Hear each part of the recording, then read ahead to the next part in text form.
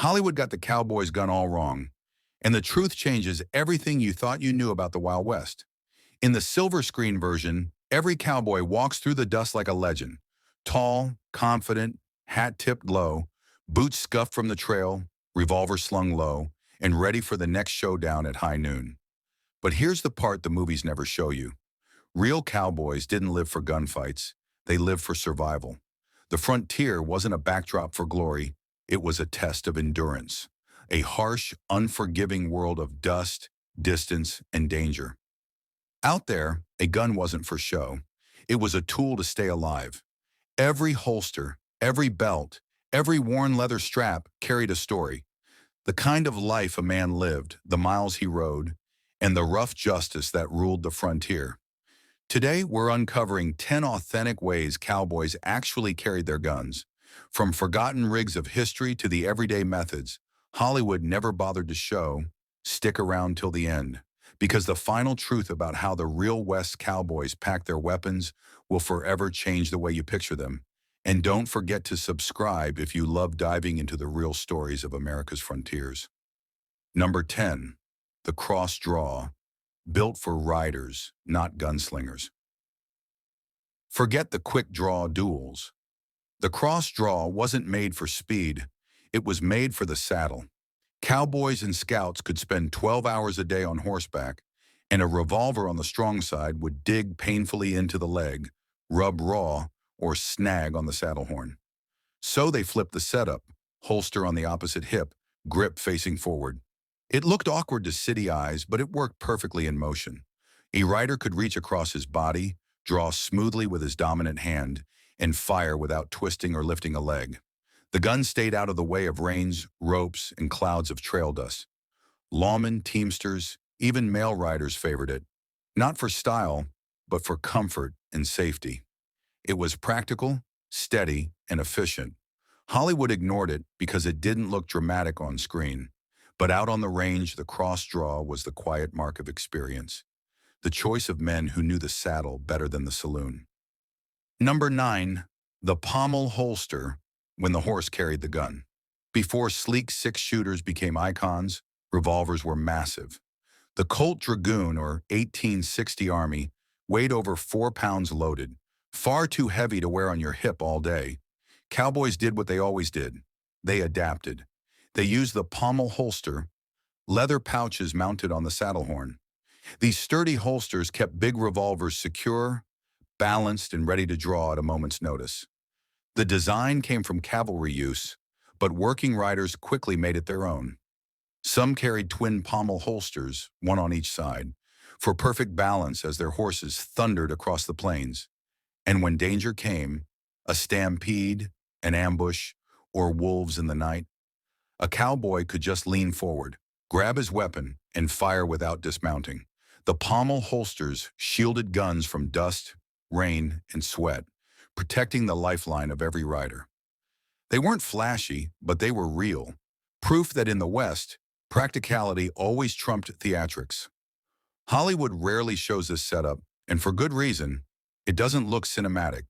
No twirling guns, no lightning draw, no slow-motion duel. But out there on the range, the cowboy's best friend didn't hang from his hip. It hung from his saddle. Number 8. Concealed carry in town, the quiet law of the frontier. Here's another myth to bury. The Wild West wasn't nearly as lawless as the movies claim most frontier towns. Dodge City, Tombstone, Deadwood, Abilene, all enforced one simple rule: no open carry. Signs at the edge of town made it clear: hand over your guns to the sheriff or leave them at your hotel. And most folks did, officially at least. But danger didn't stop at the town limits, so people found ways to stay armed discreetly. Enter the age of the pocket revolver, small concealable weapons like the Colt 1849 pocket model or the Remington Derringer. These compact pistols slipped easily into vests, boots, or belts, giving gamblers, barkeeps, and travelers a sense of quiet security. Concealed carry became the unspoken rule of the West, keeping the peace in public while still staying ready for trouble when it came. Safety in the shadows. You could get fined for flashing a gun in town, sure, But when real danger struck, you were thankful you'd kept it close. It wasn't rebellion. It wasn't chaos. It was quiet caution, the unseen side of the West that most people never hear about. Number 7. The high-ride holster, the working cowboy's rig. If any setup defines the real cowboy, it's the high-ride holster. Built for endurance, not spectacle. Tight to the body, efficient, and practical, it sat high on the belt, snug against the ribs, keeping the revolver out of the way during long days in the saddle. A Colt single-action army weighed almost 3 pounds, and without that high placement, it'd thump your thigh or jerk every time you mounted up. The holster covered the trigger guard completely and was secured by a simple leather thong around the hammer. Safe, simple, reliable. Ranchers, trail bosses, and scouts favored it because it stayed out of their work, not in the way of it. This wasn't a duelist's rig, it was a survivor's. Later, when Hollywood dropped the belt low for dramatic flair, realism was traded for romance. The truth is, the real West carried its guns higher, quieter, and closer to the heart. Number 6. Women and hidden guns, the silent defenders. Life in the Old West was brutal for everyone, but especially for women, stagecoach travelers, saloon workers, and homesteaders miles from help faced danger daily. Many armed themselves quietly with practical precision.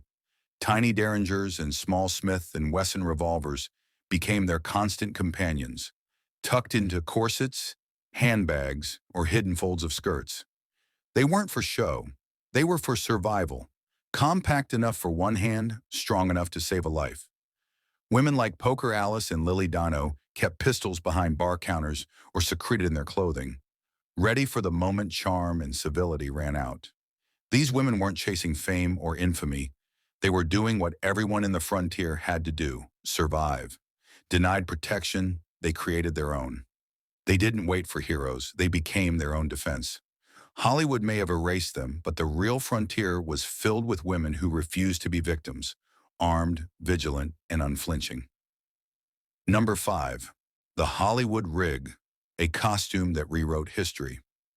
Now let's talk about the most recognizable gun belt in the world, the low-slung Hollywood rig. The one tied to the thigh, worn by every silver screen cowboy. It's iconic, right? Here's the truth. It never existed in the 1800s. That rig, known as the buscadero, wasn't created by cowboys or lawmen, but by trick shooters and movie studios in the 1920s. It looked great on film, the gleaming revolver catching the sun, easy to frame in a wide shot. But in real life, it was a mess. The low drop made the gun swing loose, snag on brush, and bruise your leg when you rode. No real cowboy or lawman would have tolerated it for long. The true holsters of the West were worn high and tight, built for control, safety, and endurance. But Hollywood's version turned necessity into performance, and that illusion became the world's memory. The buscadero transformed history into theater and proved that sometimes the myths we cherish most are the ones that never happened at all. Number 4. Rifles and saddle scabbards, the real lifeline of the plains. While revolvers earned the fame, it was the rifle that truly shaped and secured the frontier. A cowboy could go without a sidearm, but never without his rifle. Every working horse carried one in a saddle scabbard, a sturdy leather sheath angled along the right side, butt facing back for a clean draw. From Winchester 1873 repeaters to Sharp's Buffalo rifles, these weapons filled the cookpot, guarded the homestead, and defended against any threat. The scabbard protected them from dust, rain, and grit, balanced perfectly against the horse's movement. That cinematic image of a cowboy with a rifle slung across his back, it looks good, but in real life, it was awkward, heavy, and dangerous. On the range, a rifle wasn't a prop. It was life itself, a constant companion of wood and steel, always within reach. Number 3. Lawmen and outlaws. Same tools, different purpose. Here's something most people don't realize. Lawmen and outlaws often look nearly identical. Their guns, often the same models, Colts, Remingtons, or Smith& Wessons. The difference wasn't in their hardware, it was in their intent. Sheriffs like Bat Masterson wore their revolvers openly, a mark of calm authority and control. Outlaws like Billy the Kid or John Wesley Hardin carried the same guns but hidden under coats, blending into the crowd. Both used high-ride or cross-draw holsters. Both walked the same dusty streets, knowing that one wrong gesture could decide life or death. For lawmen, visibility meant authority. For outlaws, concealment meant survival. But both lived by the same unspoken rule. Once you drew your gun, everything changed. Bullets were costly, justice moved slow, and revenge almost always followed. Hollywood liked to split them in black and white, the noble sheriff and the ruthless villain.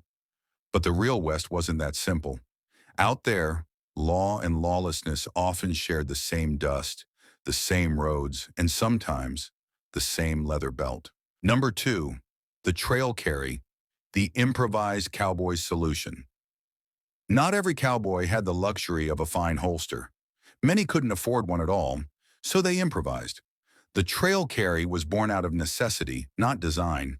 A revolver slipped straight into the waistband or cartridge belt, sometimes wrapped in a scrap of cloth or rawhide to protect the finish.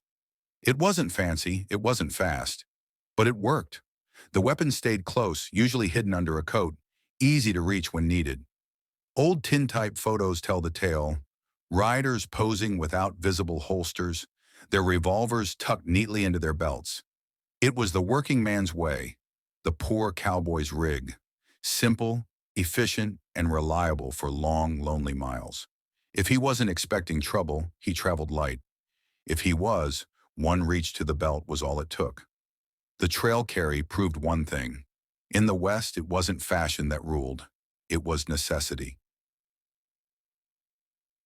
Number 1. The bedside draw, the last line of defense. The frontier never truly slept.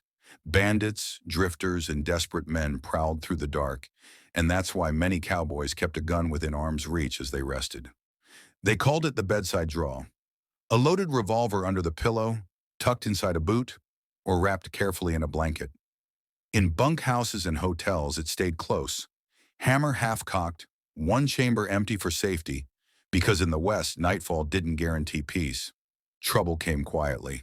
A thief slipping through the door, a drunk stumbling in, a fight breaking out down the hall. When seconds counted, there was no time to run for your saddle. You reached beside you. That wasn't paranoia. It was preparation. On the frontier, danger didn't wait for sunrise, and a true cowboy never slept without a plan. Every holster, every belt, every scabbard from the Old West carries a story of endurance, invention, and quiet discipline. The men and women who built the frontier weren't chasing fame. They were carving out lives in a land where help could be a day's ride away. Hollywood gave us noon showdowns, flashy spins, and silver-studded belts. Reality gave us grit, restraint, and practicality. From cross draws to trail carries, from saddle scabbards to bedside draws, the real West wasn't about looking fast. It was about surviving the day. Nothing more, nothing less. Thanks for watching.